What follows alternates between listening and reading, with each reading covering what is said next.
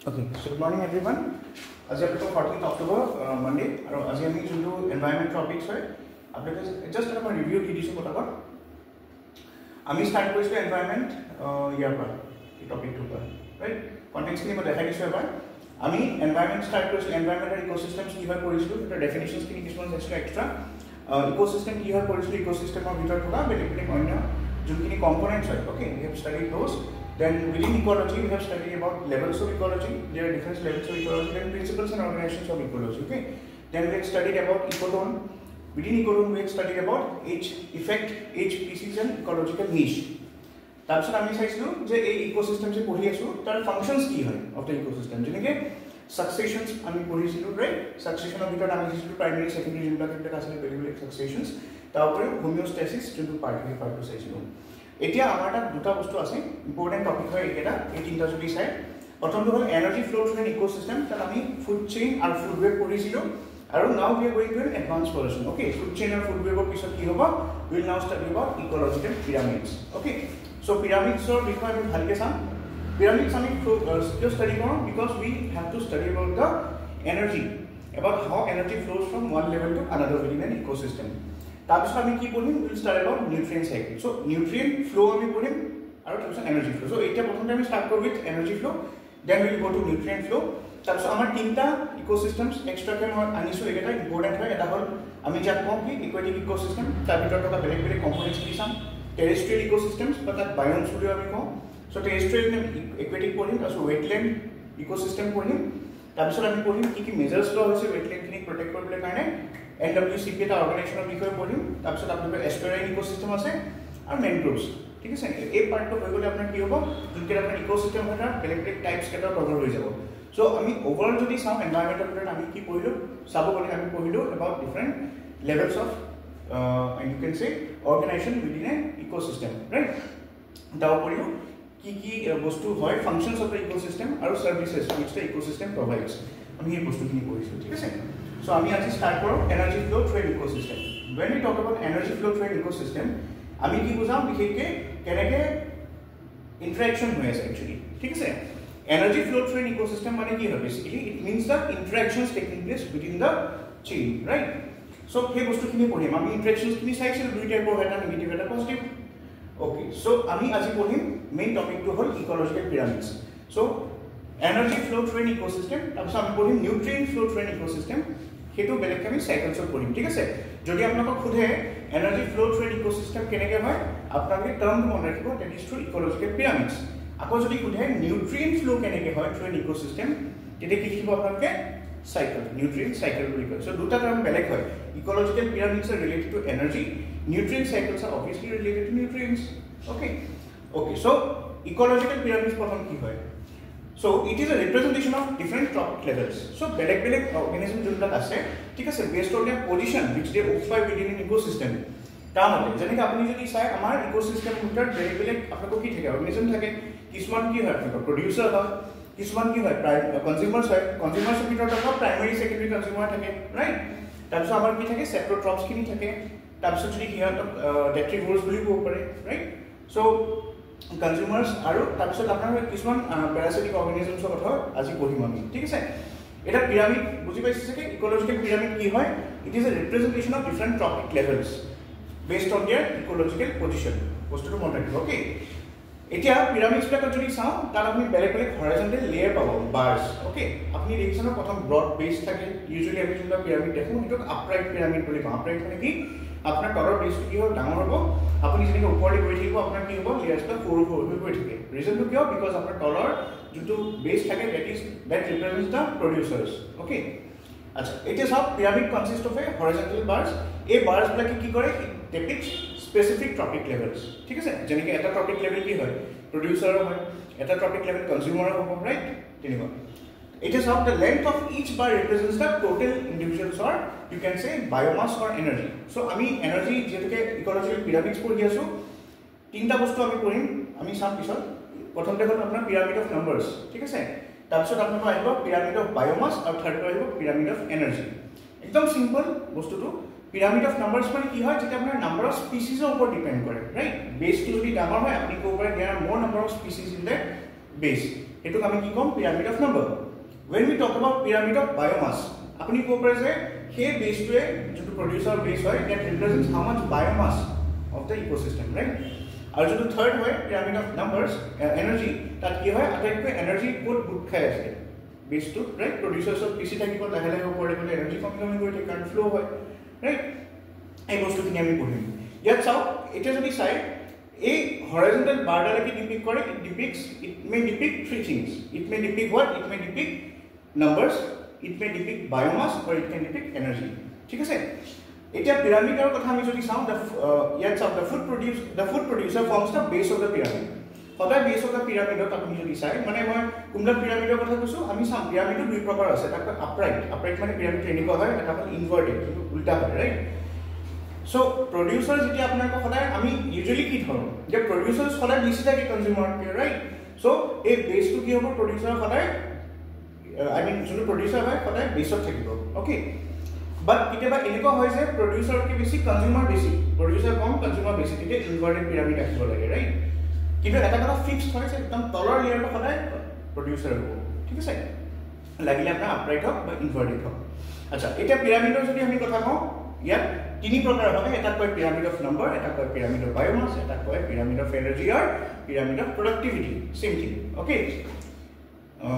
এটা চাও বেস তো খনাই কি থাকে প্ৰডিউসাৰ থাকিব আৰু টপত কোন থাকিব অবভিয়াসলি দা কাৰ্নিভোৰস দা কনজিউমাৰস টপ কাৰ্নিভোৰস কি থাকিব আৰু আদাৰ কনজিউমাৰ টপিকস লেভেলস এটা মাজত অকুপাই কৰে ওকে সো এখিনি বুজি পাইছা আপোনালোকে পিৰামিডস ওকে ইয়াত কিবা ডাউট আছে নেকি না एकदम इजी बुझी बोले सब एक प्रथम पे आपसे कुछ सब pyramid of numbers so pyramid of number represents the total number of individuals of different species of population at each trophic level it is of this is a pyramid of number right ইয়াত যদি চাই মই এটা picture আনিম ইয়াত আপোনাৰ দেখাত কেনেকুৱা লাগিছে সামথিং লাইক আমি সৰুতে খেলিছিলো যে এটা বস্তু লাইক লাগিছে right but yeah proper picture মই আনি আছো পিছত জাস্ট বুজাবলৈ কাৰণে এটা ৰিপ্ৰেজেন্টেশন দিছো এটা চাওক একদম পিছত কি থাকিব আপোনাৰ প্ৰডিউসাৰ্স কি থাকিব আৰু কেনেকুৱা প্ৰডিউসাৰ প্ৰাইমাৰী প্ৰডিউসাৰ কি কম ঠিক আছে তার উপর যদি আপনি চাই আর চাও এই যেটা আপনার কৈছিল না হরিজন্টাল বার ডালে কি করে রিপ্রেজেন্ট করে পপুলেশন বা I mean numbers it can represent biomass or energy ইয়াত আমি যদি নাম্বারস অফ পিরামিডৰ কথা পঢ়ি আছো কারণ obviously it will represent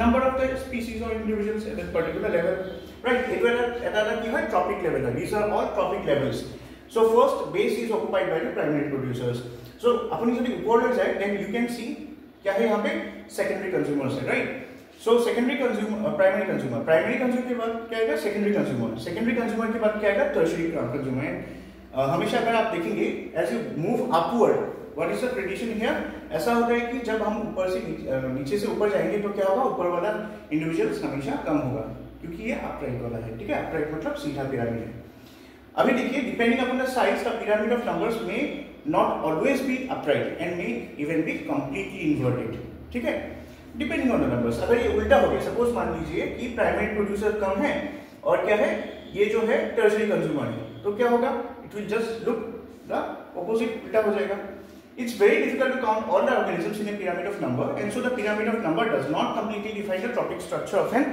ecosystem अभी देखिए हमने बोला था कि there are three pyramids right pyramid of number में प्रॉब्लम क्या है what is the issue with pyramid of numbers खाली नंबर्स क्या देते हैं इंडिविजुअल्स देते हैं राइट वो स्पीसी इतना ज्यादा डिफाइंड नहीं है नंबर ऑफ इंडिविजुअल्स के बारे में देता है सो यहाँ पे ये जो लाइन है यहाँ पे आप देख सकते हो this shows that why we have adopted the other models right so इस मॉडल में क्या इशू था it is very difficult to count all the organisms in a pyramid of number अब तो हर एक स्पीसीज में दुनिया में काउंट नहीं कर सकते ना So how will you represent all the species? That means जो pyramid of number है, this is not an exclusive model. आप बोल सकते हो कि ये मॉडल ऐसा है जिस पे हम fully trust नहीं कर सकते, right? Because these numbers can be deceptive sometimes, right? अभी देखिए pyramid of number in a grassland ecosystem, only top carnivores are supported in an ecosystem based on the production of nearly 6 million plants. अभी देखिए, if you just see this example, सिर्फ top carnivores जो होते हैं, ठीक है?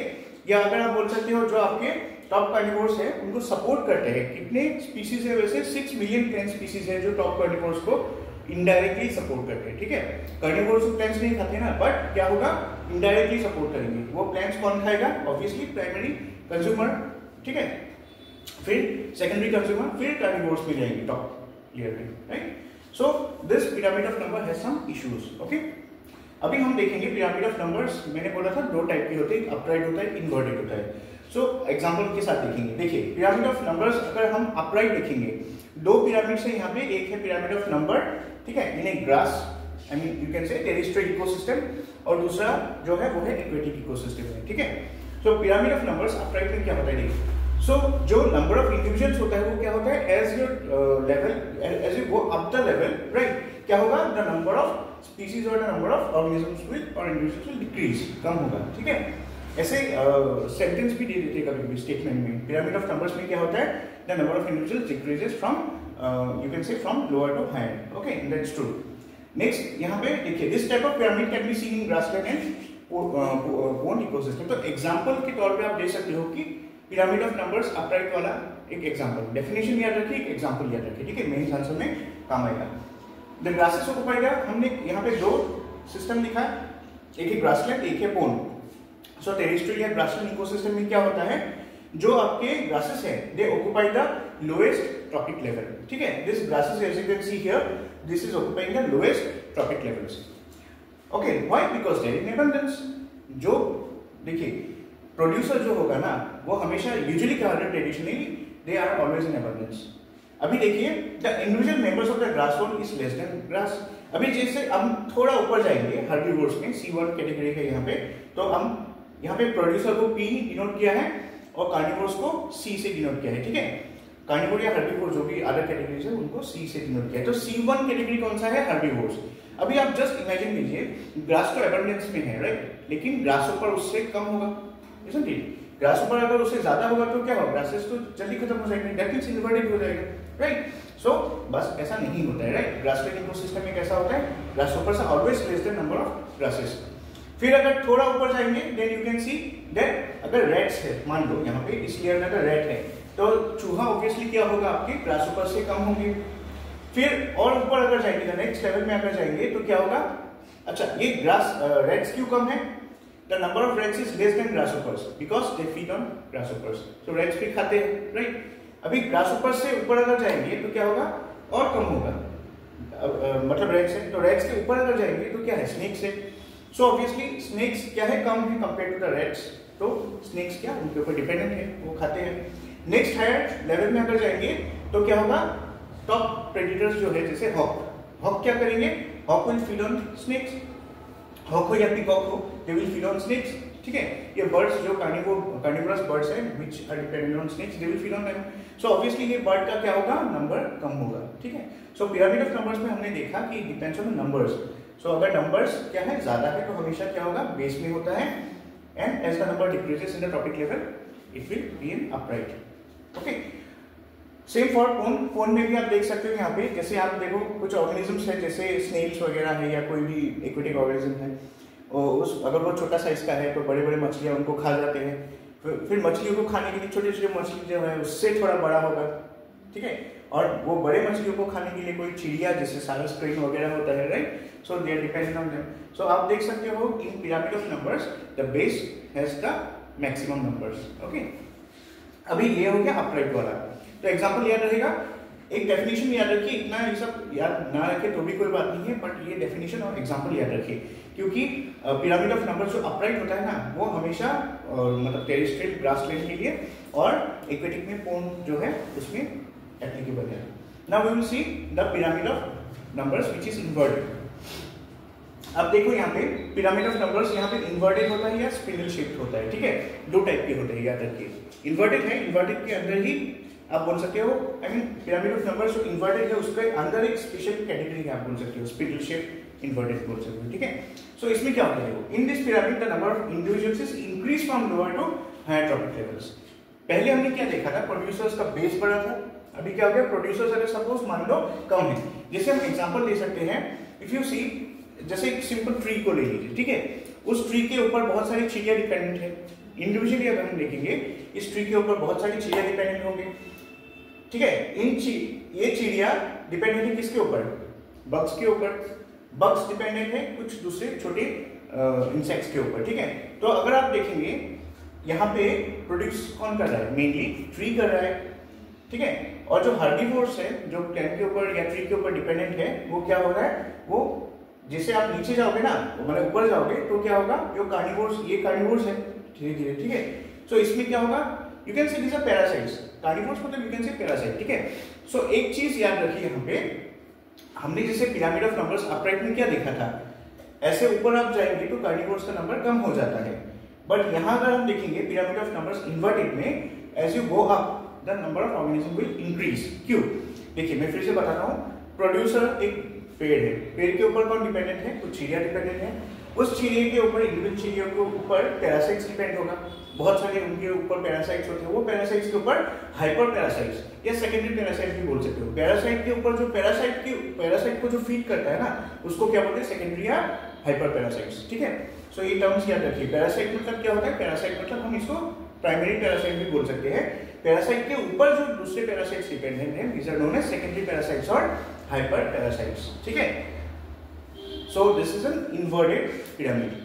एक example हमने देखा, स्पिंडल शेप में भी वैसा ही होता है कुछ। देखिए क्या होगा, एज यू गो अप क्या होगा, पहले हर्बीवोर्स का नंबर बढ़ेगा, यहाँ तक ठीक है, ऐसे ही रहेगा। फिर ये स्पिंडल शेप क्यों हो गया, बिकॉज कार्निवोर्स कम हो जाता है फिर, ठीक है।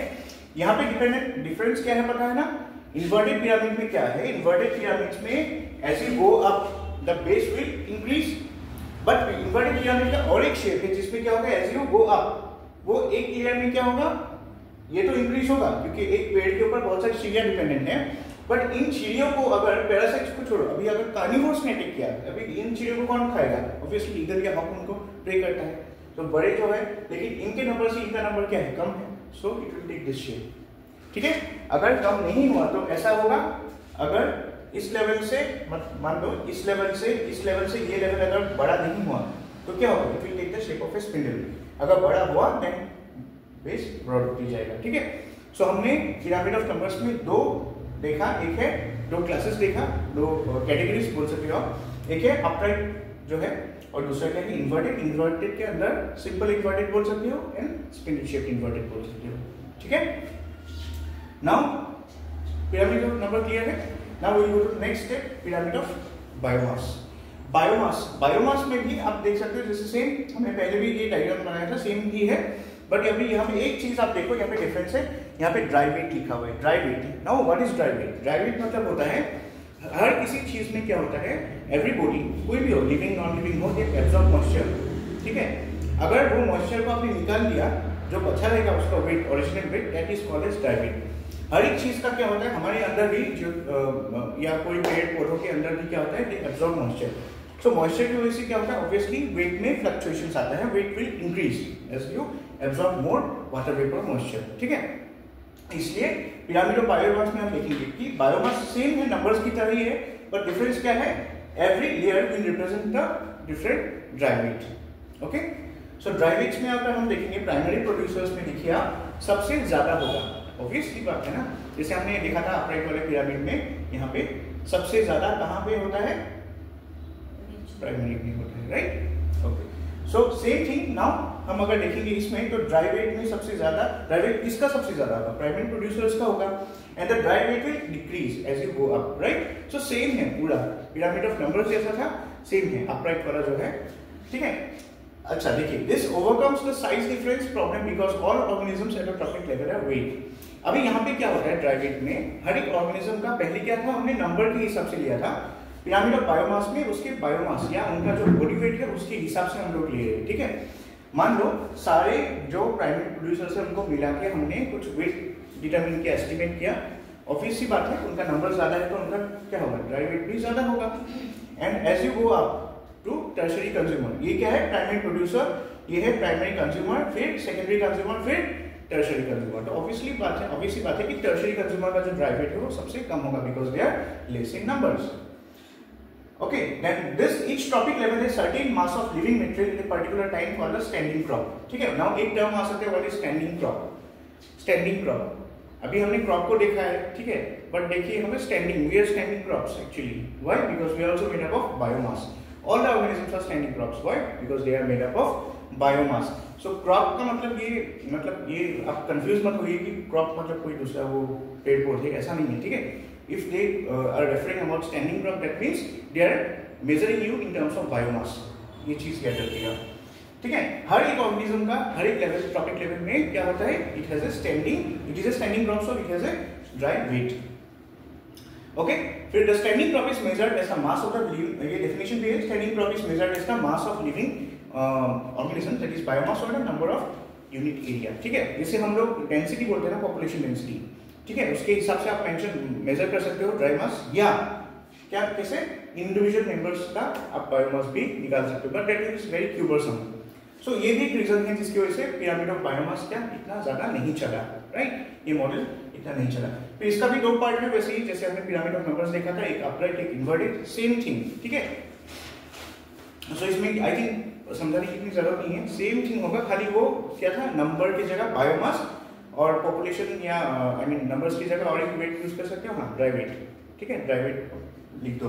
एग्जांपल्स कुछ देख सकते हैं हम लोग, जैसे देखिए, अच्छा देख लेते चलिए, यहाँ पे एक एग्जांपल देखते हैं हम। सपोज देखो the biomass of the next topic primary toxicology, ये सेम देखिए, इसमें एग्जांपल लेने की इतना प्रॉब्लम नहीं, जरूरत नहीं है। Why? Because this is just like this, जो पिरामिड ऑफ नंबर्स का अपराइट वाला सेम एग्जांपल आप ये भी दे सकते हो। कौन से दो, टेरेस्ट्रियल में ग्रासलैंड और एक्वेटिक में पोन दे सकते हो, राइट, बायोमास वाले अपराइट में। इन्वर्टेड में हम देखते हैं, इन्वर्टेड में क्या होता है, देखिए, in contrast many aquatic ecosystems, अभी देखिए हर एक एक्वेटिक सिस्टम क्या होता है, अपराइट नहीं होता है। हमने पहले वाले जो पिरामिड ऑफ नंबर्स में देखा था वो एक्वेटिक सिस्टम पोन था, राइट। एक्वेटिक सिस्टम्स में भी अलग अलग सिस्टम्स होते हैं, पोन एक इकोसिस्टम है, सो पोन के हिसाब से हमने देखा था पिरामिड ऑफ नंबर्स अपराइट वाला। बट पिरामिड ऑफ बायोमास अगर हम इन्वर्टेड फॉर्म में देखेंगे, ठीक है, देखिए, in contrast the pyramid of numbers from the aquatic system is upright, but pyramid of biomass aquatic system के लिए कैसा होता है, इन्वर्टेड होता है। ये चीज लोगों को हमेशा कंफ्यूजन रहता है। सो आप लिख सकते हो, नोट कर लीजिए कि पिरामिड ऑफ नंबर्स, ठीक है, pyramid of numbers assumes a pyramid of numbers, ऐसे लिखिए, pyramid of numbers for an aquatic system, pyramid of numbers for an aquatic system is upright. Pyramid of numbers for an equatic system is upright, whereas pyramid of biomass for an equatic system is inverted.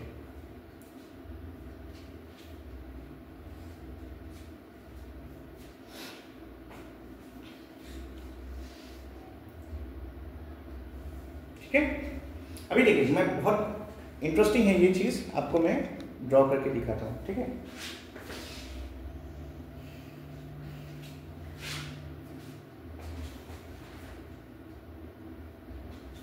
अच्छा, सो हम क्या देखते हैं, pyramid of, यहां पे मैं लिखता हूं पिरामिड ऑफ नंबर्स।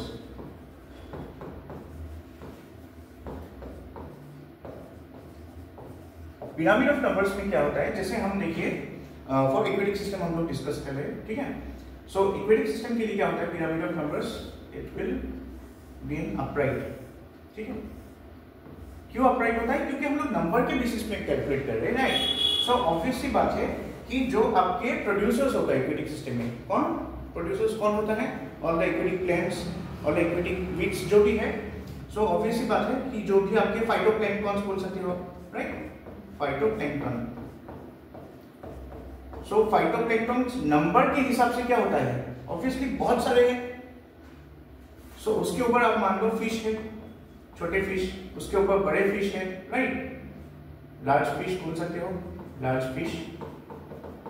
उसके ऊपर मान लो आपका हॉक है, ठीक है, हॉक या कोई भी वाटर बर्ड्स, हॉक नहीं, जैसे आप मान लो ये क्या बोलते हैं इसको, क्रेन, राइट, मान लो क्रेन है टॉप में, ठीक है, टॉप प्रेडेटर। तो ऑब्वियस सी बात है, नंबर्स के हिसाब से अगर हम देखेंगे, so phytoplanktons will be more, millions of them, uncountable. Fish उससे थोड़ा भी कम होगा ना, तो ऑब्वियसली वो फिश ही होगा, छोटे फिश। बड़े फिश छोटे फिश से क्या होगा, थोड़ा कम होगा नंबर्स के हिसाब से। एंड क्रेन्स क्या होगा, लार्ज फिशेस से क्रेन का नंबर कम होगा। That is why it is, अगर इक्वेटिक सिस्टम में देखेंगे, इक्वेटिक इकोसिस्टम में अगर देखेंगे, तो जो आपके पिरामिड ऑफ नंबर्स है वो हमेशा कैसा होता है, अपराइट होता है। ठीक है, इतना क्लियर है। Now you will see pyramid of pyramid of biomass in terms of क्या होता है, हम कैसे कैलकुलेट करते हैं biomass in terms of dry weight, ठीक है, dry weight. Now what is dry weight, मैंने बोला था जब किसी चीज में क्या होता है मॉइस्चर निकल जाता है, yes that is dry weight. So हम देख रहे हैं किसके हिसाब से, बायोमास के हिसाब से। एक्वेटिक सिस्टम में क्या होता है, एक्वेटिक सिस्टम में हमेशा pyramid of numbers pyramid of biomass inverted होगा। व्हाई?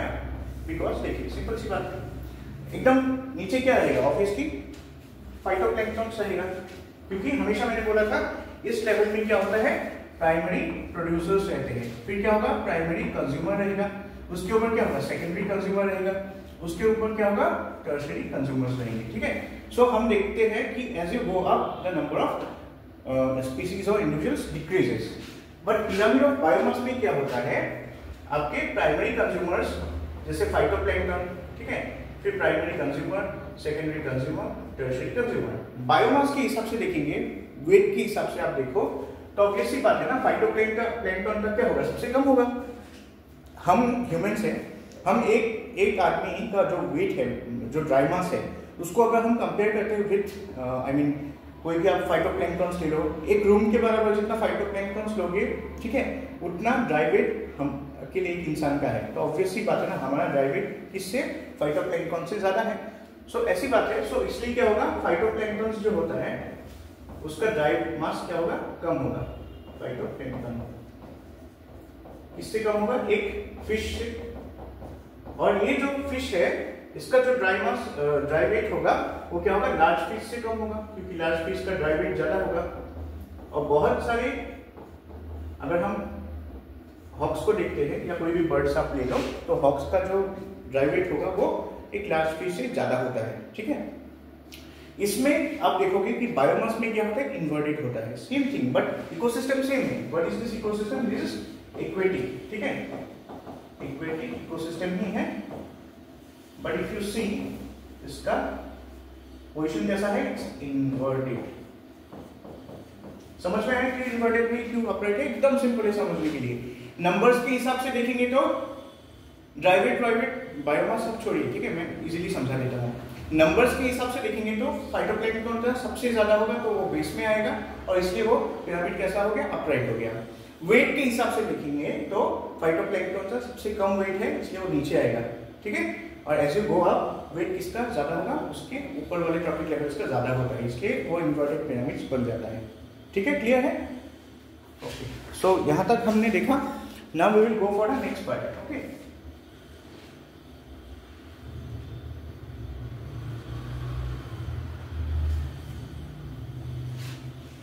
ओके, तो अभी हम देखेंगे कौन सा, एनर्जी, ठीक है।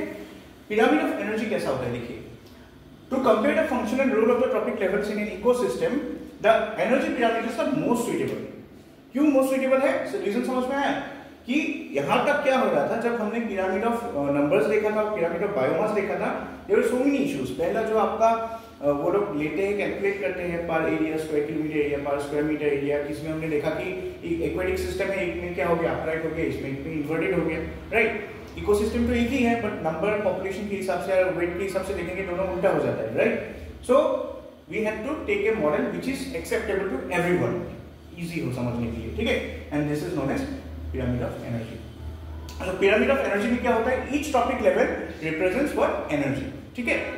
एनर्जी लेवल है, energy level, energy level, energy level. और अगर देखेंगे energy pyramid represents the amount of energy at each trophic level and the loss of energy at each transfer to the another trophic level. मतलब एक trophic level से दूसरे trophic level पे energy flow हो रहा है, hence the pyramid is always upright, ठीक है।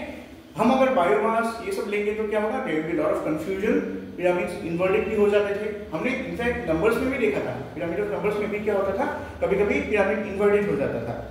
बायोमास में तो होता ही है, नंबर्स में भी होता है। नाउ एनर्जी में अगर देखेंगे, ये चीज हमेशा एकदम दिमाग में फिट कर लो कि पिरामिड ऑफ एनर्जी जो होता है ना, हमेशा अपराइट होता है, there is never an inverted pyramid of energy, okay. ये क्वेश्चंस आ सकते हैं। सो देखिए, each pyramid concepts helps to explain the each pyramid का concept है, that will help you to explain the phenomena of biological magnification। इसको ही biological magnification बोलते हैं। This term is very important, biological magnification, ठीक है। हम pollution में भी ये देखेंगे, accumulation, magnification, ठीक है। अभी मैग्नीफिकेशन क्या होगा? Tendency for the toxic substances to increase in concentration progressively with higher trophic levels. इसका मतलब क्या होगा? देखिए सिंपल टर्म में बोल रहा हूं, ये क्या है? सबसे नीचे है, this is the base level. So these are what? Primary producers. Primary producers में अगर देखेंगे हम, जैसे यहाँ पे कोई ग्रीन वेजिटेशंस वगैरह है, ठीक है, जो फोटोसिंथेसिस करते हैं, प्लांट्स है। सो इससे अगर आप ऊपर जाएंगे, this is the primary consumer. Primary consumer में क्या होगा कि ऑब्वियसली नंबर तो कम होगा ही, उसके बाद दूसरा क्या है? एनर्जी फ्लो अगर देखेंगे, हर एक ट्रॉपिक लेवल में 3% एनर्जी लॉस होता है। ये एक रूल है, ठीक है, हम बाद में डिटेल में डिस्कस करेंगे। ये चीज याद रखिए कि एज यू गो अप, हर एक ट्रॉपिक लेवल में 10% एनर्जी लॉस होता है। मान लो 100% एनर्जी था यहाँ पे 10% चला गया, ठीक है। अभी इस इंसेक्ट्स के पास क्या है? इसका जो एनर्जी था उसका 10% इसने खा लिया, मान लीजिए। अभी उसके ऊपर वाले लेवल में जो इसको मिलेगा ना, इसको इसका 10% मिलेगा, मतलब 1% आप बोल सकते हो उसको मिला। और अगर ऊपर और जाओगे विल डिक्रीज बाय 10, आप बोल सकते हो 1/10 से डिक्रीज होगा। 10% मतलब क्या होता है? 10% का मतलब होता है 10/100। 10/100 मतलब क्या होता है? 1/10, ठीक है। मैं ये समझा दूं क्योंकि लास्ट टॉपिक है, अच्छी तरह समझ लेते हैं हम लोग। ये रूल भी है, इसलिए हम लोग इसको समझ लीजिए अच्छी तरह। देखिए, now we are talking about pyramid of energy. Pyramid of energy हमेशा क्या होता है? अपराइट होता है। It's always upright. अगर हम पिरामिड ऑफ एनर्जी को देखते हैं, सो वही सेम चीज, 4 लेयर्स हम लोग ड्रॉ कर लेते हैं। एक लेयर क्या होता है? दिस इज प्राइमरी प्रोड्यूसर, फिर primary consumer, secondary consumer, tertiary consumer, ठीक है। पिरामिड ऑफ एनर्जी में ऐसा होता है, एनर्जी फ्लो कैसे होता है इसको याद रखिए। जैसे आप मान लो यहाँ पे क्या है? एक ग्रीन प्लेट्स है, ऑब्वियसली आप मान लीजिए इसको समझने के लिए 100%। तो एज यू गो अप क्या होगा? इसमें आपका 90% एनर्जी लॉस हो जाता है। सिर्फ इस टॉपिक लेवल को कितना मिलेगा? 10% मिलेगा, राइट। सो आप बोल सकते हो इसमें क्या होता है? ये रूल होता है 1/10 into 100%। आप ऐसे मान लो, मतलब 1/10 हर टॉपिक लेवल में डिक्रीज होता जाएगा, ठीक है। 1/10 ऑफ द एनर्जी में डिक्रीज। सो अभी 1/10 ऑफ द डिक्रीज अगर होगा तो कितना मिलेगा? इसको 10% मिला। सो इस टॉपिक लेवल को कितना मिला? प्राइमरी कंज्यूमर को 10% मिला। फिर अगर इस लेवल से इसमें जाएंगे क्या होगा? फिर 1/10 का रूल लगेगा, ठीक है। कितना डिक्रीज होगा? 1/10 ऑफ 10%, राइट। 1/10 ऑफ 10% मतलब कितना होगा? 1% मिलेगा। दैट मींस इसको कितना मिला? 1% मिला। फिर इस टॉपिक लेवल से इसमें जाएंगे, फिर और घटेगा, ठीक है। आप बोल सकते हो 1/10 ऑफ 1%, क्योंकि इस टॉपिक लेवल में 1% था ना, इसलिए 1/10 ऑफ 1% मतलब कितना होगा? 0.1%। दैट मींस इसको कितना मिला? 0.1%, ठीक है। दैट मींस आप देखिए पिरामिड ऑफ एनर्जी में क्या होता है? As you go up the trophic level क्या होगा? The energy will decrease by 1/10%। Okay, clear है ये?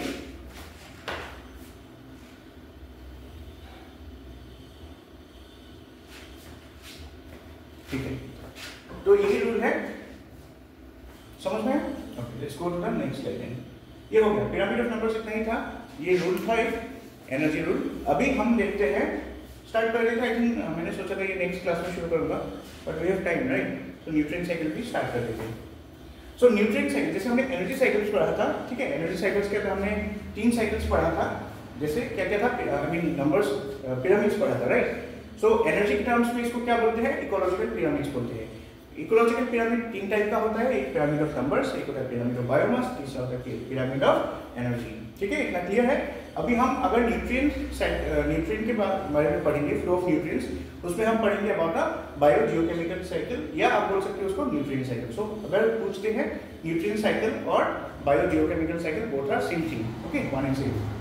अभी यहाँ पे क्या होता है? Energy flow and nutrient circulations are the major functions of the ecosystem. Obvious सी बात है ना, एनर्जी फ्लो जैसे हमने देखा था, और न्यूट्रिएंट भी फ्लो होना चाहिए। एनर्जी फ्लो होने से तो नहीं होगा ना, न्यूट्रिएंट इज सेपरेट, राइट। सो इसको समझने के लिए हम लोग ने ये नया टर्म यूज किया है, which is known as biochemical और न्यूट्रिएंट साइकिल।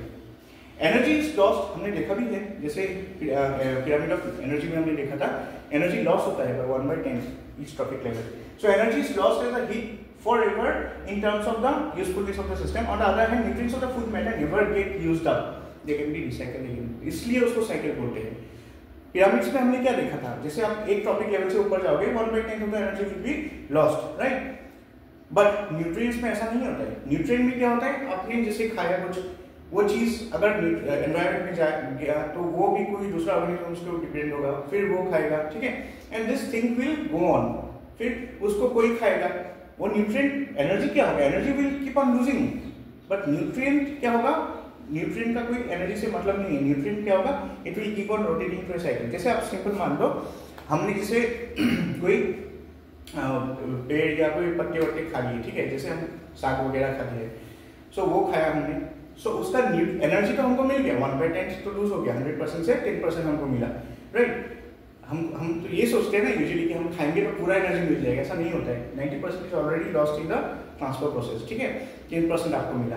बट अगर हम न्यूट्रिएंट के हिसाब से देखेंगे ना, तो न्यूट्रिएंट का क्या होगा, कंप्लीट आपको ज़्यादा मिलेगा। ऑब्वियसली मैं इतना नहीं बोल सकता हूँ कि 100% मिलेगा, but you will get nutrients. और न्यूट्रिएंट्स क्या होगा, हमने खाया, जैसे हम लोग ने वो न्यूट्रिएंट्स फिर क्या हुआ, हमने जैसे छोड़ दिया एनवायरनमेंट में, ठीक है, तो उसके ऊपर डिपेंडेंट होगा दूसरा कोई ऑर्गेनिज्म, फिर वो ऑर्गेनिज्म को दूसरा कोई ऑर्गेनिज्म खाएगा, and this will keep on going and going forever. फिर लास्ट में जाके जैसे वो क्या हो गया, मर गया, उसका बॉडी क्या हो गया, ऑर्गेनिक का कार्बन हो गया, वो ट्री ने फिर से उसको न्यूट्रिएंट्स का एब्जॉर्ब कर लिया, फिर ट्री से हमने पत्ते को खाया, सो दिस कीप्स ऑन, सो इसलिए इसको साइकिल बोलते हैं, ठीक है। बट पिरामिड्स में ऐसा नहीं होता था, it will keep on losing and it will end at some point of time, इसमें कोई एंड नहीं है। अभी अगर न्यूट्रिएंट साइकिल के बारे में बायोजियोकेमिकल साइकिल्स में हम देखते हैं, तो क्या होता है, carbon, hydrogen, oxygen, nitrogen, phosphorus, ये एलिमेंट्स क्या है, they make up 97% of our body mass, right, and more than 95% of mass of all living organisms. So ये 5 हमको साइकिल्स पढ़ने हैं, carbon cycle, hydrogen cycle, oxygen cycle, nitrogen and phosphorus cycle. I think पहले भी आपने पढ़ा है, छोटे क्लासेस में हम लोग यूजुअली साइंस में पढ़ते हैं, राइट, एनवायरमेंटल साइंस के अंदर हमने पढ़ा है। सो this is what the cycle, okay. अभी न्यूट्रिएंट साइकिल्स को अगर हम देखेंगे, इसको 2 कैटेगरी में डिवाइड कर सकते हैं। Based on the replacement period, the nutrient cycle is referred to as perfect और इम्परफेक्ट साइकिल। मतलब क्या है, रिप्लेसमेंट पीरियड, ठीक है, कितना टाइम उसको लगा रिप्लेस करने में, उसके हिसाब से अगर हम देखेंगे तो न्यूट्रिएंट साइकिल का 2 कैटेगरी होता है, एक होता है परफेक्ट और imperfect cycle. Based on the nature of the reservoir, कहाँ से मिला है आपको, राइट, सो चीज कैसा है, मतलब उसका नेचर कैसा है, सो उसके हिसाब से हम उसको गैसियस या सेडिमेंट्री साइकिल में डिवाइड करते हैं। तो न्यूट्रिएंट साइकिल हम यूजुअली यही दिमाग में आता है ना, जैसे कार्बन, नाइट्रोजन, सल्फर ये सब बोल दिया तो अचानक से यही आ गया, गैस ही है, सारे गैस नहीं है, कुछ सेडिमेंट्स भी है, ठीक है। सो इसलिए गैसियस या सेडिमेंट्री साइकिल में हम डिवाइड करते हैं। सो परफेक्ट, अच्छा अभी देखिए परफेक्ट या इम्परफेक्ट साइकिल क्या होता है, based on the replacement period. Perfect nutrient cycle क्या होता है, is the one in which nutrients are replaced as fast as they are utilised. मतलब क्या होता है, सपोज आपने कुछ न्यूट्रिएंट खा लिया, ठीक है, सो जितना जल्दी आपका बॉडी यूटिलाइज करके उसको डिस्चार्ज कर देगा। जैसे अभी कोई क्या होता है, हम लोग मेडिसिन खाते हैं, राइट, फॉर एग्जांपल मैं सिंपल एक कैप्सूल के बारे में बोल रहा हूँ, मल्टीविटामिन कैप्सूल्स। मल्टीविटामिन कैप्सूल जब हम लेते हैं तो क्या होता है, हम खाने के बाद क्या होता है, कुछ विटामिन सॉल्युबल होता है, कुछ इनसॉल्युबल होता है, राइट। जो सॉल्युबल हो गया वो क्या हो गया, बॉडी एब्जॉर्ब कर लेगा। कुछ इनसॉल्युबल जो होता है वो क्या होता है, थ्रू आवर यूरिन वो निकल जाता है, वो अगर निकल गया तो क्या होगा, वो सॉइल उसको एब्जॉर्ब कर लेगा, देन दिस थिंग विल, और ये जो प्रोसेस ऑफ एब्जॉर्प्शन है, अगर वो बहुत ज्यादा है, जल्दी खाया, जल्दी निकल गया, then that nutrient is known as a perfect nutrient, और उस साइकिल को बोलते हैं परफेक्ट न्यूट्रिएंट साइकिल, ठीक है। Most gaseous cycles are generally considered as perfect cycles, ठीक है। Most of the gaseous cycles अगर देखेंगे, जैसे हम जो हमारे जो पेड़ों के बीच जो रिलेशन है, राइट, सो वो कैसा है कि हम लोग उनको कार्बन डाइऑक्साइड देते हैं दिन में, वो लोग यूज करते हैं और हमारे लिए वो ऑक्सीजन बनाते हैं। So gaseous cycles are very fast, okay, जल्दी होता है ये सारी चीजें। So you can say example nutrient perfect, अगर आप न्यूट्रिएंट साइकिल का एग्जांपल देना चाहते हो, you can give the example of gaseous cycle, okay. In contrast कुछ साइकिल्स होते हैं सेडिमेंट्री साइकिल, वो क्या होते हैं, इम्परफेक्ट। इम्परफेक्ट क्यों बोलते हैं, because some nutrients are lost from the cycles and get locked in the sediments. कुछ साइकिल्स होते हैं, जैसे कुछ मिनरल्स होते हैं, राइट, हम उनको हमने खाया, लेकिन वो क्या होता है, इमीडिएटली एब्जॉर्ब नहीं होता है, वो एक्सचेंज फास्ट नहीं होता है, वो स्लो होता है, फिर वो सेडिमेंट्स एब्जॉर्ब कर लेता है उस न्यूट्रिएंट्स को, ठीक है। कोई मिनरल्स अगर है उसको क्या होगा, सेडिमेंट एब्जॉर्ब कर लेगा और सेडिमेंट को एब्जॉर्ब करके वो फिर आसपास अगर पेड़ है तो उसके रूट्स उसको क्या करेंगे, खींचेंगे। So this entire process will take time, इसलिए सेडिमेंट्री साइकिल्स है यूजुअली वर इम्परफेक्ट साइकिल्स। ठीक है, सिंपल वर्ड्स में मैं समझा देता हूं, अगर वो साइकिल में क्या होता है, फास्ट प्रोसेस होता है, ठीक है, मतलब एब्जॉर्प्शन एंड रिलीज फास्ट होता है, तो उस साइकिल को हम क्या बोलते हैं, रिप्लेसमेंट। मतलब अगर फास्ट होता है, yes it is nutrient perfect nutrient cycle. अगर उसमें वो प्रोसेस स्लो होता है, ठीक है, वो क्या होगा, it will B imperfect cycle, जिसको हम क्या बोलते हैं, एग्जांपल के हिसाब से आप सेडिमेंट्री साइकिल को इम्परफेक्ट साइकिल बोल सकते हो। ठीक है, मैं ड्रॉ माइंड में मैं ड्रॉ कर दूंगा पीछे लास्ट में। फिर देखिए, बेस्ड ऑन द रिजर्वॉयर के हिसाब से हमने देखा था क्या है, गैसियस है, गैस से हमने मतलब एयर एटमॉस्फेयर से अगर लिया है वो साइकिल को, then it is a gaseous cycle. अगर सेडिमेंट से हमको कुछ न्यूट्रिएंट्स मिला है, then it is known as sedimentary cycle. ठीक है, सो गैसियस साइकिल में क्या होता है, reservoir is the atmosphere, reservoir मतलब स्टॉक, हमने कहां से लाया, रिजर्वॉयर से लाया, which is known as atmosphere, और it can be hydrosphere as well. ठीक है, गैसियस साइकिल कहां से आ सकता है, ऑब्वियसली एयर एटमॉस्फेयर तो है ही, रिजर्वॉयर है वास्ट, और गैस डिसॉल्व फॉर्म में भी रहता है, कहां पे, इन द हाइड्रोस्फीयर। हाइड्रोस्फीयर मतलब क्या है, पानी में गैसेस डिसॉल्व फॉर्म में रहते हैं। तो उसके हिसाब से अगर हम देखेंगे कुछ गैसियस साइकिल्स का नाम है, जैसे हम बोल सकते हैं वाटर साइकिल। ठीक है, अभी वाटर साइकिल से पार्ट ऑफ द हाइड्रोस्फीयर। ठीक है, बाकी अगर देखेंगे carbon cycle, nitrogen cycle, basically they are derived from the atmosphere. In fact nitrogen अगर ज्यादा है ना एयर में, सबसे ज्यादा नाइट्रोजन ही है गैस, राइट। ये है गैसियस साइकिल। अगर सेडिमेंट्री साइकिल का देखेंगे तो क्या होता है, दिस इज उसका रिजर्वॉयर क्या है, अर्थ क्रस्ट।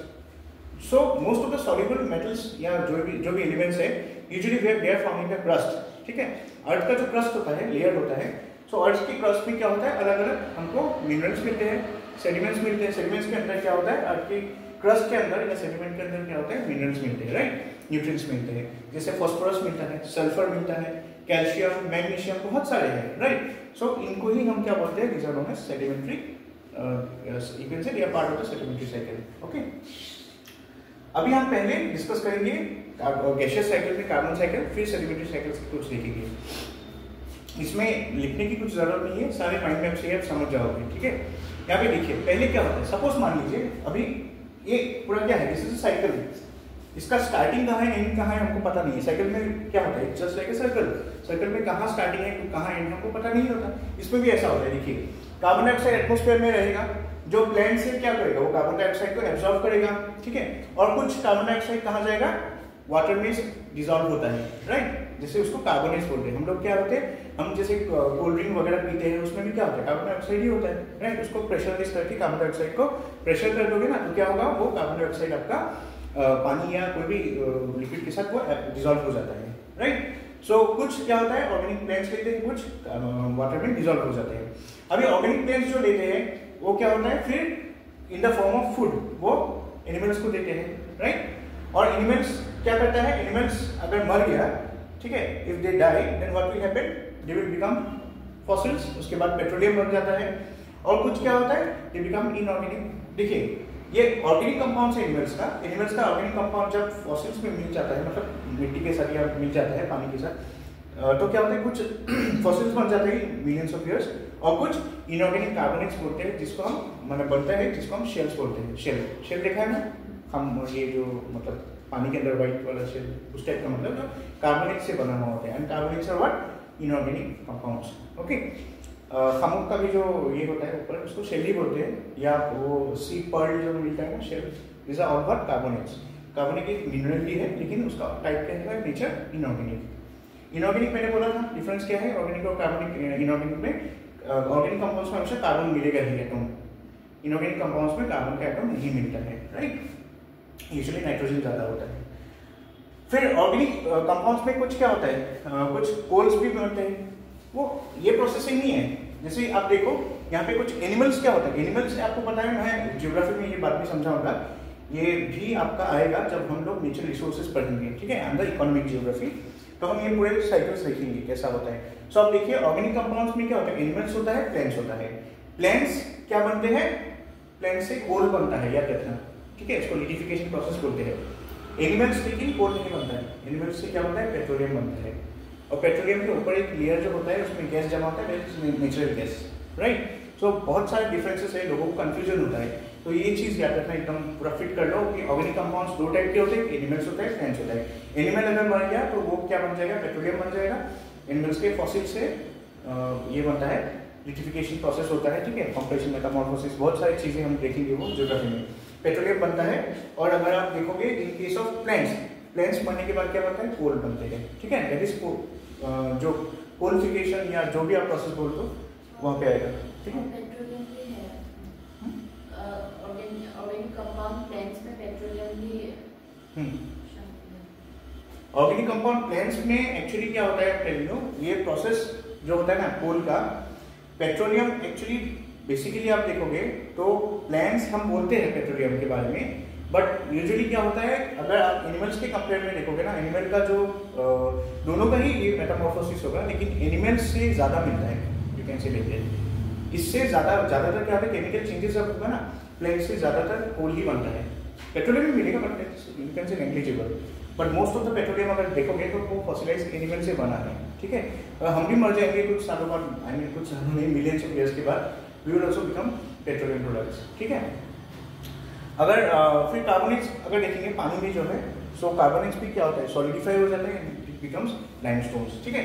सो ये अगर देखेंगे पूरा क्या है, ये एक दूसरे के ऊपर डिपेंडेंट है। अगर ये अब देखेंगे यहाँ पे देखो आप, फिर ऑर्गेनिक कंपाउंड्स क्या होता है, कुछ तो पेट्रोलियम बन गया, फिर पेट्रोलियम को आपने ये क्यों ऐसा दिया हुआ है, रीजन है कि पेट्रोलियम को जब हम यूज करेंगे फिर वो carbon dioxide, carbon monoxide gases release करेगा, जो फिर से एटमॉस्फेयर में चला जाएगा। और अगर प्लांट्स के बारे में भी देखेंगे ऐसा ही होता है, प्लांट जब मर जाता है कुछ हम जला देते हैं, फिर से carbon dioxide, carbon monoxide generate होगा एंड द CO2 और carbon will go again to the atmosphere and this cycle will keep on continuing. So ये होता है गैसियस साइकिल का पहला cycle, that is the carbon cycle, ठीक है। वैसे ही दूसरा गैसियस साइकिल है nitrogen cycle. So nitrogen cycle में आप देखो कैसा होता है, ये भी आपने पढ़ा था शायद छोटे क्लासेस में। ये क्या होता है, नाइट्रोजन से एटमॉस्फेयर में रहता है, फिर कुछ नाइट्रोजन फिक्सेशन बैक्टीरिया रहता है जो ग्रीन प्लांट्स को हेल्प करता है टू एब्जॉर्ब दिस नाइट्रोजन।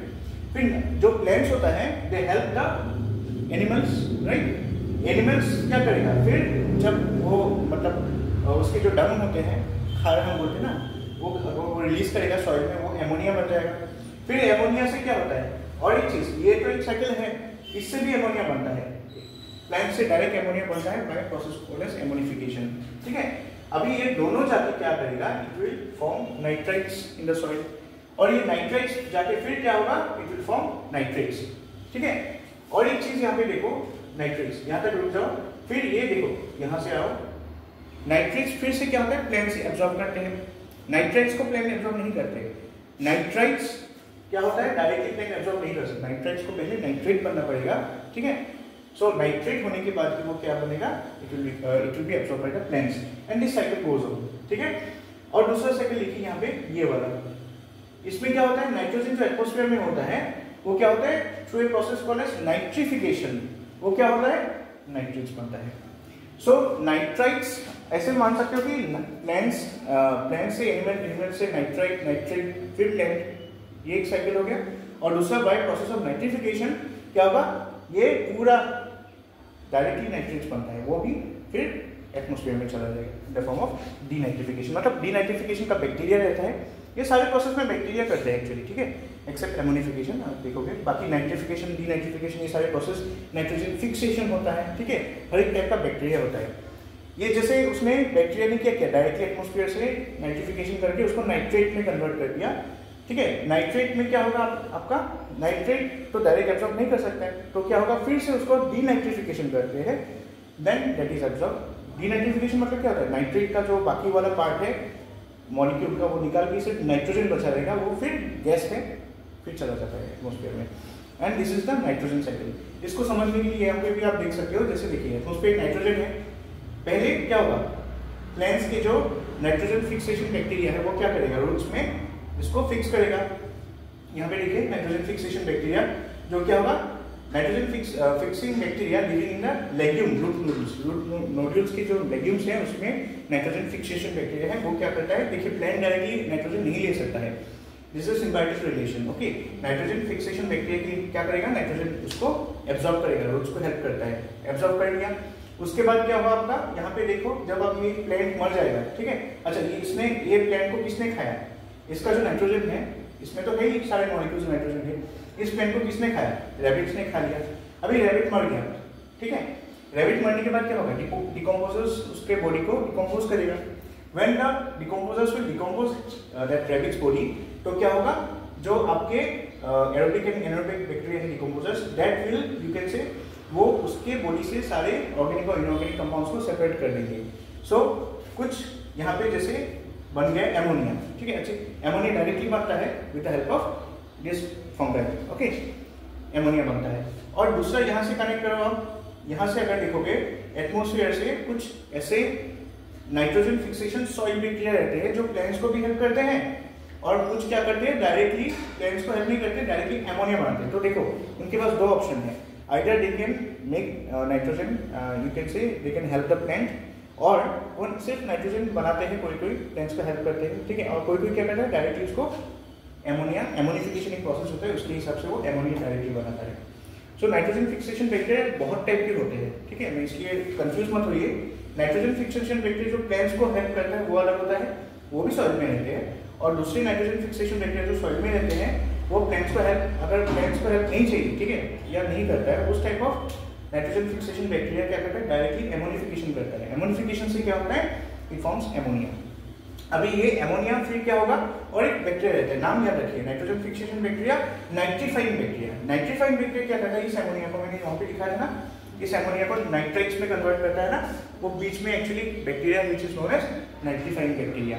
वो नाइट्रीफाइंग बैक्टीरिया उसको क्या बनाएगा, नाइट्राइट्स में कन्वर्ट करेगा, नाइट्राइट्स हो गया, फिर नाइट्राइट्स को फिर नाइट्रीफाइंग बैक्टीरिया, जिसका नाम भी दिया है यहाँ पे देखो, नाइट्रो यहाँ पे दिया हुआ है एग्जांपल, आप देख सकते हो नाम, जैसे राइजोबियम ने यहाँ पे नाम दिया हुआ है, ठीक है। ये नाइट्रीफाइंग बैक्टीरिया नाइट्रिफिकेशन करता है, इसको क्या करेगा, नाइट्रेट्स में कन्वर्ट करेगा, नाइट्राइट्स में कन्वर्ट करेगा। इस नाइट्रीफाइंग बैक्टीरिया का एग्जांपल क्या है, नाइट्रोबैक्टर। नाइट्रेट्स में कन्वर्ट किया, फिर क्या हुआ, डीनाइट्रिफिकेशन हुआ, किसने किया, ये डीनाइट्रिफाइंग बैक्टीरिया ने किया, उसका नाम है स्यूडोमोनास थायोबैसिलियस, ठीक है। ये फिर से क्या करेगा, डीनाइट्रिफिकेशन करके उसको एटमॉस्फेयर में फिर से रिलीज कर देगा। सो एंटायर साइकिल को आप कंपेयर करके पढ़ो, मैं फिर से बता देता हूँ, बताओ फिर से। एटमॉस्फेरिक नाइट्रोजन है, वहां से वो कंपेयर करके पढ़ो, एटमॉस्फेरिक नाइट्रोजन है, एटमॉस्फेरिक नाइट्रोजन है। पहले क्या होगा, नाइट्रोजन फिक्सेशन बैक्टीरिया जो है, जो रूट नोड्यूल्स में रहते हैं, प्लांट्स को हेल्प करते हैं, ये वाला देखो, नाइट्रोजन फिक्सेशन बैक्टीरिया है जो रूट नोड्यूल्स में हेल्प करते हैं प्लांट्स को प्रोटोप्लाज्म बनाने के लिए, ठीक है। फिर और एक क्या है, वो डायरेक्टली क्या करेगा, एमोनिफिकेशन करके एमोनिया बनाता है, और एक वही वो भी क्या है, अभी देखिए एग्जांपल मैंने इसलिए दिया है, ये नाइट्रोजन मतलब फिक्सेशन बैक्टीरिया जो प्लांट्स को हेल्प करते हैं, रूट नोड्यूल्स को हेल्प करते हैं, उसका नाम है राइजोबियम, ये एग्जांपल क्या करती है। लेकिन ये नाइट्रोजन फिक्सेशन सॉइल बैक्टीरिया जो प्लांट को हेल्प नहीं करते हैं बट एमोनिया बनाते हैं, उसका एग्जांपल क्या है, एजोबैक्टर, एजोटोबैक्टर बोलते हैं, ठीक है। और भी है यहाँ पे, अब देख लो, जैसे क्लोस्ट्रोडियम है एंड रोडोस्पाइरिलियम, बहुत सारे नाम है यहाँ पे, ठीक है। कोई भी एक याद रखो, एजोटोबैक्टर याद रखो, इजी है नाम याद रखने के लिए, एजोटोबैक्टर, इसका क्या है, राइजोबियम। राइजोबियम प्लांट्स को हेल्प करता है, एजोटोबैक्टर एमोनिया मतलब प्लांट को हेल्प नहीं करता, वो एमोनिफिकेशन करता है, ठीक है।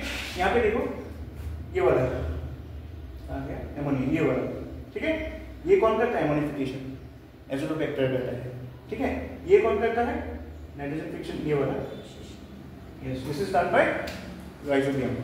ये वाला राइजोबियम करेगा, ये वाला एमोनिफिकेशन एजोटोबैक्टर करता है।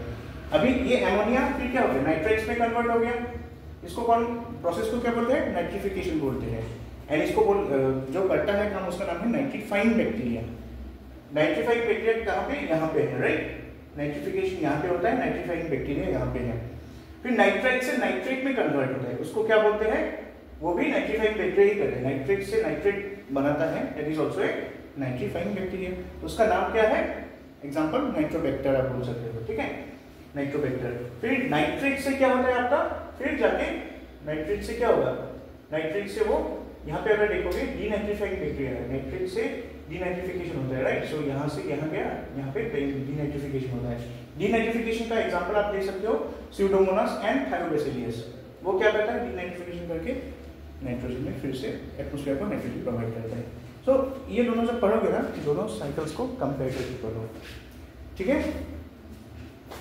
ज़्यादा नहीं है, और 2 स्लाइड्स है, कंप्लीट कर लेते हैं। कल हम इकोसिस्टम और टाइप्स ऑफ इकोसिस्टम शुरू करेंगे। This is the last part, 6-7 slide से this is part is over, then we start a pollution part, तो फटाफट हो जाएगा, ठीक है। सो अभी दो साइकिल्स हमने देखा, इंपॉर्टेंट साइकिल्स है। गैसियस साइकिल्स में हर साइकिल पढ़ने की जरूरत नहीं है, मेनली आपको नाइट्रोजन और कार्बन पढ़ना है, these are basic things, okay. फिर सेडिमेंट्री साइकिल में हम देखेंगे फॉस्फोरस साइकिल। फॉस्फोरस साइकिल में क्या होता है, देखिए सेम है जस्ट लाइक नाइट्रोजन साइकिल।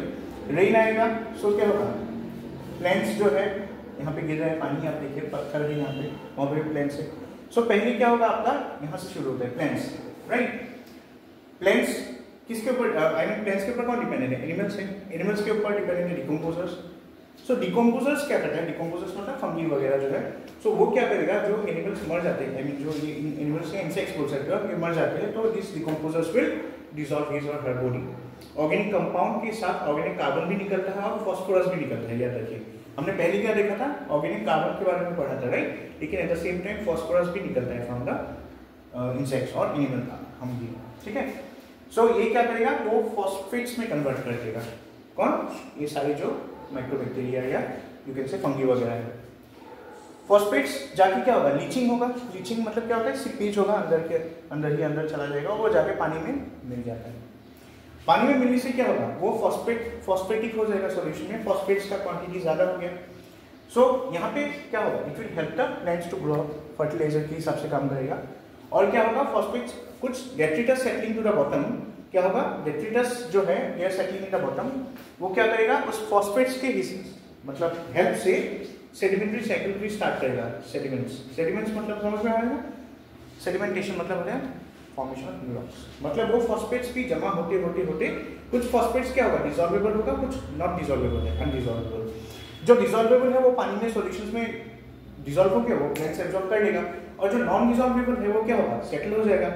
और लेयर टू लेयर फॉस्फेट का लेयर बनते क्या होगा, लिथिफिकेशन होगा, दैट मींस रॉक्स बनेंगे, right, new rocks will be form. और अगर देखिए उल्टा अगर हम जाते हैं, जो न्यू रॉक्स फॉर्म हुआ है उसमें भी कुछ क्या होगा, सेटल होगा कुछ ना कुछ फॉस्फेट्स, ठीक है।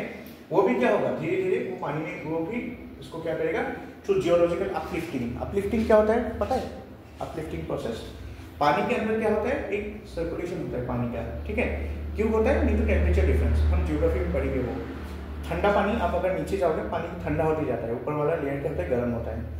सो क्या होता है, प्रेशर डिफरेंस होता है, due to temperature difference pressure difference आता है। इसके वजह से क्या होगा, न्यूट्रिएंट जो है ना, वो क्या होता है, प्रेशर डिफरेंस की वजह से हाई से लो, लो टू हाई एक साइकिल में घूमते हैं, which is known as you can say geochemical uplifting और जियोलॉजिकल अपलिफ्टिंग बोल सकते हैं, ठीक है। इससे क्या होगा, जो सॉइल रॉक मतलब फॉस्फेट का नया रॉक लेयर बन गया ना, उसमें क्या होगा, वो पानी घिसता रहेगा ना, क्योंकि उसको फ्लो करना है, ऐसे ऐसे घूमता रहेगा, तो वो घिसेगा तो क्या होगा, उससे भी तो कुछ फॉस्फेट के मिनरल्स निकलेंगे, एटम्स, राइट। वो क्या होगा, फिर से समझ में आएगा, प्लांट्स को मिलेगा, and this process goes on. अभी ये जो है, अभी ये क्या होगा, ये पानी जैसे सरफेस के फॉर्म में आ गया, तो ये इवापोरेशन होगा, फिर फॉस्फेट्स क्लाउड्स में जाएंगे, फिर बारिश होगा, and this is process is continuing.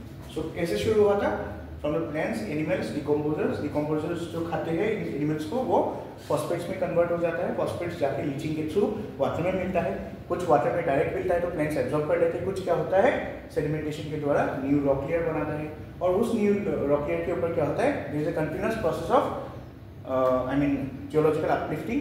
सो उसके वजह से क्या होगा, यहाँ से भी कुछ न्यूट्रिएंट्स ऊपर चलता रहेगा, और ये प्लांट्स फिर एब्जॉर्ब करेगा, वो फिर ऊपर आ जाएगा, जो ऊपर वाला सरफेस है पानी का, वो क्या होगा, फिर due to heat it will form clouds क्या होगा, रेन होगा, एंड वो भी प्लांट्स को देगा, प्लांट्स फिर इनको देगा ये, and this is continuing. This is a sedimentary cycle और phosphate cycle. Phosphate sedimentary cycle क्यों बोलते हैं, because it helps in formation of new rocks as well as, आप बोल सकते हैं वो जो न्यू रॉक्स या सेडिमेंटेशन के थ्रू जो नया रॉक्स बना, वो भी क्या कंट्रीब्यूट कर रहा है, आपने देखा ना, जियोलॉजिकल अपलिफ्टिंग के थ्रू, ठीक है, समझ में है। नेक्स्ट एंड लास्ट साइकिल आज हम पढ़ेंगे, this is the sulphur cycle. This is very easy to understand, I think. Sulphur जैसे आपका फॉस्फेट्स होता है, इट्स आल्सो सेडिमेंट्री साइकिल। क्या होता है देखिए, आप मान लो यहाँ पे जैसे हम अभी साइकिल है ना, तो शुरू करना मुश्किल होता है, कहाँ से पकड़े, ठीक है। तो आप देख ले, अच्छा पहले देखिए इंडस्ट्री है, इंडस्ट्री क्या कर रहा है, कंटिन्यूअस मेटल्स या यू कैन से सल्फाइड मेटल की जो क्लाउड से उसको छोड़ रहा है, मतलब आप बोल सकते हैं ना, I mean fossil fuels burn करते हैं तो कार्बन डाइऑक्साइड भी रिलीज होता है, सल्फर डाइऑक्साइड भी रिलीज होता है। वो सल्फर डाइऑक्साइड क्या होता है, it goes to the atmosphere, ठीक है। और जो सल्फर डाइऑक्साइड क्या होता है, अभी देखिए कुछ एटमॉस्फेयर में चले गए, dry deposition of sulphate and sulphur dioxide. कुछ कुछ क्या होता है क्लाउड फॉर्म करेंगे, मतलब देखिए जब कोई भी आई मीन चीज़ों को जलाते हैं ना हम लोग, क्या होता है हर एक चीज़ जाके क्लाउड में ही नहीं जाता है, कुछ क्या होता है बीच में भी अटकते रहते हैं, ठीक है। कुछ तो क्लाउड फॉर्मेशन या एटमॉस्फेयर बहुत ऊपर चला गया, कुछ क्या होता है नीचे रहता है, which are you can say dry sulphate आप बोल सकते हो, या ऑक्साइड्स जो होते हैं ना वो भारी होते हैं तो उतना ऊपर नहीं जा पाते हैं कि वो क्लाउड में जाए। तो ऑक्साइड्स जो होते हैं सल्फर डाइऑक्साइड के जो सल्फेट वाले पार्ट है वो क्या होता है वो एयर में ही फ्लोट करते रहते हैं, ठीक है। फिर क्या होता है देखिए सल्फर डाइऑक्साइड जाके क्या होता है, एज यू नो आपको पता ही होगा एसिड रेन फॉर्म करता है फॉर टू गैसेस पर्टिकुलरली। क्या होता है सल्फर डाइऑक्साइड, दूसरा है नाइट्रोजन डाइऑक्साइड, राइट। सो सल्फर डाइऑक्साइड क्या करता है एसिड रेन या प्रेसिपिटेशन होगा, उसके बाद क्या होगा वो पानी गिरेगा लैंड में। सल्फर डाइऑक्साइड सिर्फ मतलब आर्टिफिशियली नहीं आते, नेचुरली भी आता है वॉल्केनोस। वॉल्केनो भी क्या करता है सल्फर डाइऑक्साइड रिलीज करता है, राइट। सो फिर उसके बाद देखिए जैसे यहाँ पे देखिए वॉल्केनो अगर सल्फर डाइऑक्साइड रिलीज करता है, ये भी सल्फर डाइऑक्साइड छोड़ रहा है in the form of water, so ये जाके क्या होगा पानी में मिल जाएगा। फिर पानी में क्या होता है देयर सल्फर रिडक्शन होगा, ठीक है। कुछ वहाँ पे भी कुछ ऑर्गेनिजम्स है बैक्टीरियाज है वो क्या करेगा सल्फेट रिडक्शन करेगा। उसके बाद क्या होगा कुछ सल्फाइड्स डिपॉजिट हो गए और कुछ क्या हो गया फिर कुछ दूसरे सॉइल्स में मिलके कुछ जैसे जिप्सम है कोई जो सीमेंट में यूज करते हैं यूजुअली, सो उस टाइप की चीजें बनते हैं, पायराइट बोलते हैं इसको, ठीक है, ये बनता है। एंड दिस प्रोसेस अभी फिर से ये क्या होगा फॉसिल फ्यूल्स के फॉर्म में भी आपको मिलेगा, फिर ये लोग माइनिंग करेंगे उसको निकालेंगे and they will use and this process is going on. यहाँ पे अगर इस पर्टिकुलर पार्ट में अगर देखेंगे तो क्या होगा decomposition and other processing takes place. Organic deposition जो यहाँ पे एनिमल्स मरेंगे उसके थ्रू भी सल्फेट जाएगा ना, तो इंडस्ट्री से जा रहा है वॉल्केनो से जा रहा है जो ऑर्गेनिक डिपोजिशंस है, ठीक है। कोई डेट्रिटिस ने उसको बॉडी को खा गया वो डिकम्पोज कर दिया, उसके बाद क्या होगा सॉइल में ऑर्गेनिक इनऑर्गेनिक सारे सब्सटेंस सल्फेट्स वगैरह जो भी है सारे मिल जाते हैं, उसमें से कुछ सल्फेट्स यहाँ से भी कंट्रीब्यूट होंगे और कुछ क्या होगा माइक्रो ऑर्गेनिजम्स ब्रेक करके उसको फिर से सॉइल में कन्वर्ट कर देंगे, तो सॉइल में रहने वाले जो प्लांट्स हैं वो फिर एब्जॉर्ब कर देंगे सल्फेट्स को, फिर ये प्लांट मर गया फिर डिकम्पोज हो गया फिर सल्फेट नीचे चले जाएंगे, ठीक है। एंड यहाँ पे अगर देखेंगे तो वही दूसरे अगर आप देखोगे रिड्यूस सल्फर जो होता है वो यूज होता है यूजुअली जिप्सम से वो कन्वर्ट करके। तो अगर पूरा प्रोसेस देखेंगे पानी में हो टेरेस्ट्रियल इकोसिस्टम में हो, ठीक है, या ह्यूमन एक्टिविटीज की वजह से हो, all are contributing to sulfur and this sulfur again comes down absorbed by the soil taken by the plant dies, ठीक है, and this cycle keeps on going। so ये सारा अगर प्रोसेस देखोगे this is also taking place in the sediments, ठीक है। क्यों because of these things, because ये mining अगर होगा, ठीक है, तो क्या होगा it's a sediment, right, because this nutrients are contributing to you can say they are usually found in the sedimentary layer, okay।